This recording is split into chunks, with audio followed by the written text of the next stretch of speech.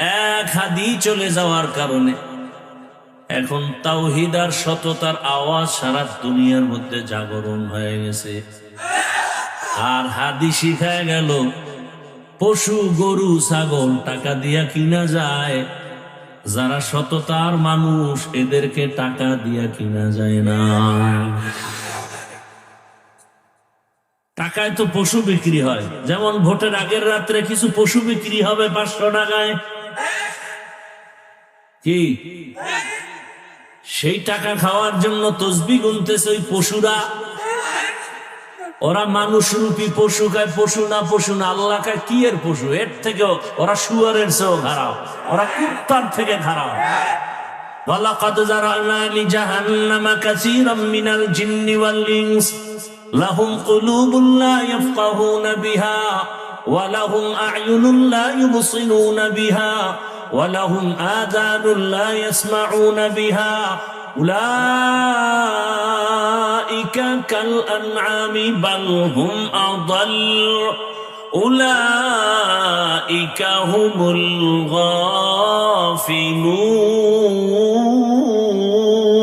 গাফিলুন। এরা মানুষ না, সুরাতে মানুষ, ভেতরটা কুকুর থেকেও খারাপ, পশুর চরিত্র হার মানায়। এরা টাকায় বিক্রি হয়। বাজারে একটা মুরগি কিনতে যাও 1000, বড় মুরগি একটা খাসি কিনবা 20,000, একটা গরু কিনবা 1 লাখ টাকা। আর ভোটের আগে আশরাফুল মখলুক বিক্রি হয় মাত্র 500 টাকায়।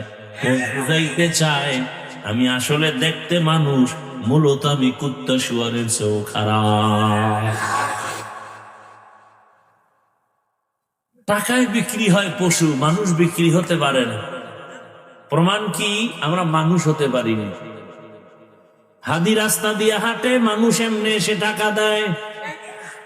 আর তোরে কেউ টাকা দেয় না, তুই মায়ের টাকা চুরি করো, যুবক বাবার টাকা চুরি করো, এরপরে না পাইলে দোকানে হামলা করো, ডাকাতি করো, রাস্তায় বন্দুক ঠেকাও, সন্ত্রাসী কর্মকাণ্ড।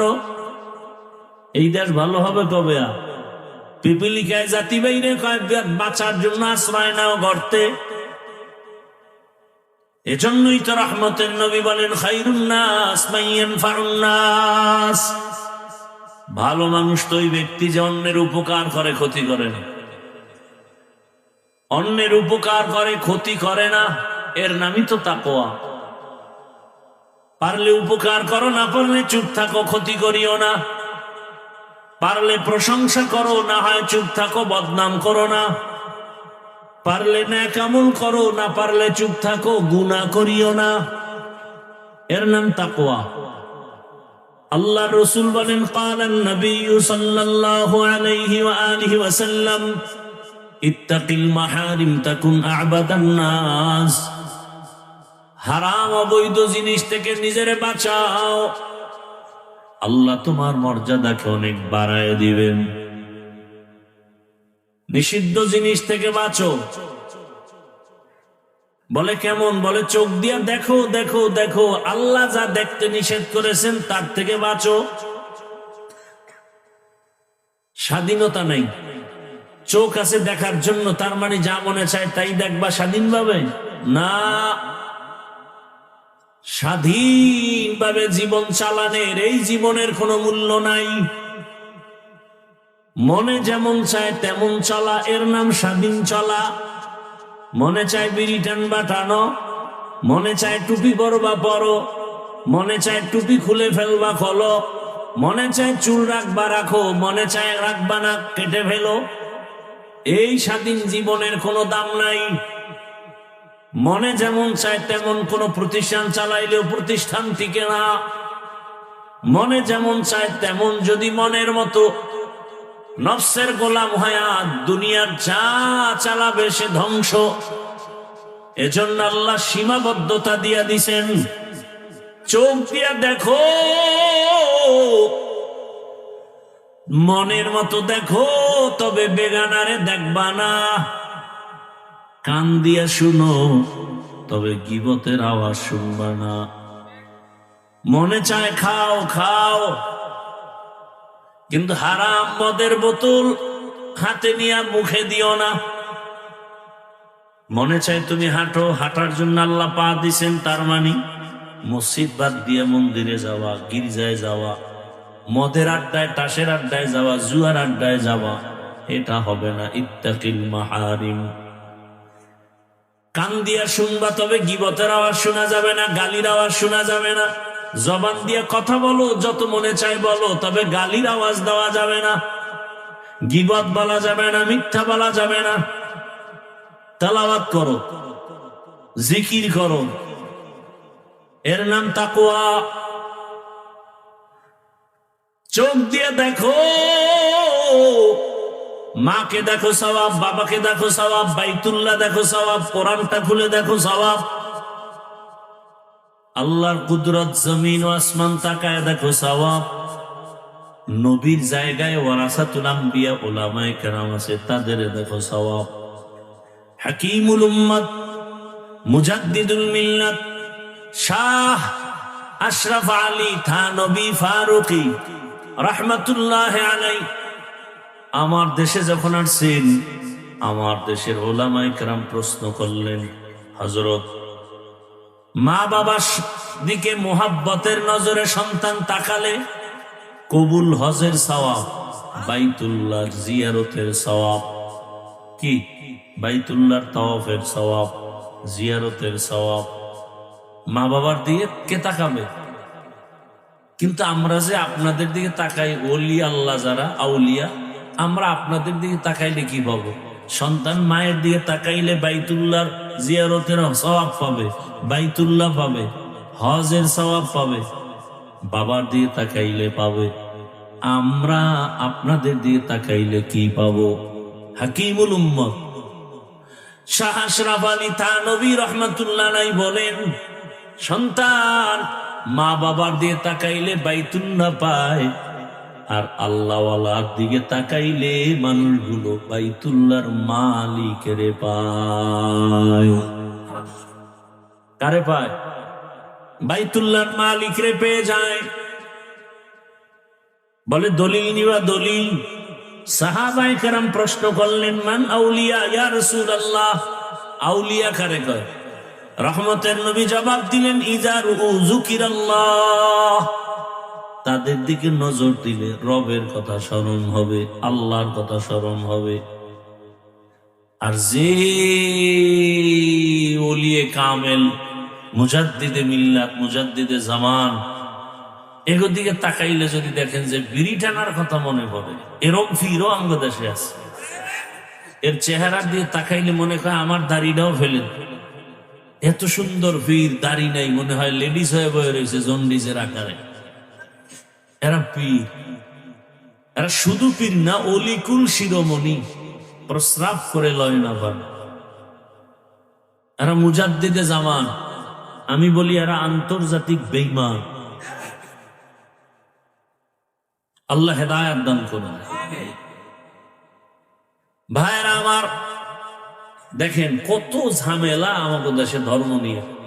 একদল পীর মানে না, আবার আর দল পীর এমন লাইনে গেছে যে শিরিকের থেকেও মারাত্মক অবস্থা। তিন অবস্থা প্রত্যেকটা ধর্মের ক্ষেত্রে।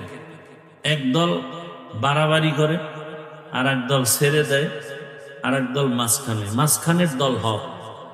একদল মারেফত মানে না, ভণ্ড। আর একদল বলে মারেফত, আসল শরীয়ত নাই, ভণ্ড। আউল বাউল হও, ভণ্ড। শরীয়ত নাই, কি মানে? মারেফত। আর যারা বলে না শরীয়ত আছে, মারেফত আছে, এরাই হক। শরিয়াতরা মুকদ্দম দার আকনু, মারেফত আজ শরিয়াত জিসতে বেরু, শরিয়াত হো তরিকত হো তমামি, হकीकत में मुहम्मद की गुलामी। ভাইরা আমার, শাহজালাল ভণ্ড, হ্যাঁ, শাহপরান ভণ্ড, খাজা মঈনুদ্দিন চিশতি আজমিরি ভণ্ড, মদিনাতুল মুনাওয়ারা থেকে ভারতে আসছেন, কালেমার দাওয়াত শুরু করে দিলেন। খাজা মাইনুদ্দিন চিশতি আজমিরি, অথচ মদিনা থেকে আসছেন। দাওয়াত দিতে দিতে দিতে দিতে লক্ষ লক্ষ লক্ষ লক্ষ বিধর্মী কালেমা পড়ে মুসলমান হয়ে গেল। খাজা মাইনুদ্দিন মায়ের কাছে বড় আনন্দ। মা বলে, এত আনন্দ কেন? বলে, আম্মা জান, লক্ষ লক্ষ বিধর্মী কালেমা পড়েছে। মা বলে, এটা তোমার কোনো অবদান না, সব আমি মায়ের অবদান। খাজা মাইনুদ্দিন চিশতি আজমিরি বলেন, এটার মানে কি রে মা?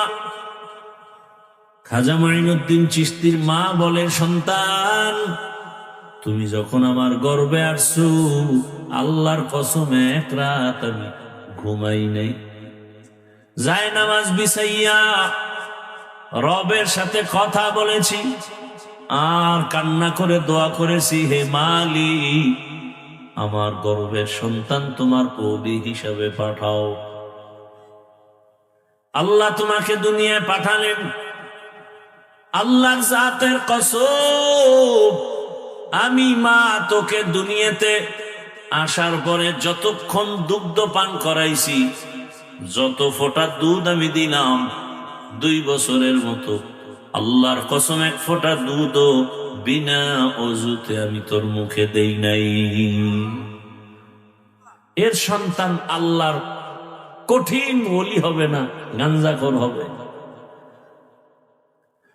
দুনিয়াতে এমন একজন খাঁটি আল্লাহওয়ালা পাবেন না, যার দাড়ি ছিল না, টুপি ছিল না, নামাজ ছিল না, পর্দা ছিল না। শাহজালাল এত আল্লাহর ভক্ত, জীবনে বিবাহ করেন নাই। আল্লাহর মহাব্বতে এতটাই মশগুল ছিলেন যে বিবাহ করেন নাই। সুন্নতের একটা উল্টা কাজ করেন নাই, অথচ তাদের বহু ভক্ত আছে, চেহারাটা ভাল্লুকের মতো, চুলগুলো উল্লুকের মতো, নামাজ নাই, রোজা নাই, দাড়ি নাই, টুপি নাই, মুসলমান। বয়ানও শুনতেছে অথচ নামাজ পড়ে না। এজন্যই তো আল্লাহ বলেন, ইয়া আইয়ুহাল্লাযীনা আমানুত্তাকুল্লাহা হাক্কা তুকাতিহ, আল্লাহকে ভয় করো, ভয় করার মতো হক আদায় করে। সাহাবায়ে কেরাম বললেন, ইয়া রাসূলুল্লাহ, আল্লাহ যত বড়, ওই পরিমাণ হক আদায় করে ভয় করা যাবে না। আল্লাহ পাক আয়াত নাজিল করে দিলেন, ইত্তাকিল্লাহা মাস্তাতা'তুম, হক আদায় করা লাগবে না, বান্দা সাধ্য মতো আমাকে ভয় করো। আর একটা কি, মুসলমান না হয় মরবি না। এক সূরায় কয়, জীবনে মুসলমান হব না, মরব না। বলে না, কথা এটা না, তোমার মরণ যেহেতু হবে, পালাবার কোনো সুযোগ নাই, অতএব মুসলমান হইতে দেরি করিও না। মুসলমান হব কবে? মুসলমান তো সবাই আমরা। বলে না, মুসলমান তো ওই ব্যক্তি যে কি বলে, বিনয়ের সাথে আল্লাহর কাছে আত্মসমর্পণ করে, ও আল্লাহ, আমার কোনো মত নাই, তোমার মত আমার মত, আমার কোনো আদর্শ নাই, তোমার হাবিবের আদর্শ আমার আদর্শ, আমি তো তোমার হাবিবের আদর্শের সৈনিক। এরে মুসলমান যুবক, দুনিয়ার কয় টাকা পাওয়ার জন্য স্লোগান দাও, আমি মুজিব সৈনিক। কয় টাকার লোভে পড়িয়া পেছনে পেছনে দৌড়াও, মা কোথায় খবর নাই, বাবা কোথায় খবর নাই, বউ কোথায় খবর নাই, সন্তান কোথায় খবর নাই। কয় টাকা পায় রাস্তায় দৌড়াও, রাতে আসো না, টেলিফোন করলে ধরো না, 2টা নাই 3টা নাই, বউ টেলিফোন করলে বউকে গালি দাও। কয় টাকার লোভে রাস্তায় ঘুরো। লিখে রাখ, মনে রাখবি, লিখে রাখ, ভুলে যাবে। যেই বন্ধুটারে নিয়ে জীবনটা কাটাইতেছো, একদিন ওই বন্ধু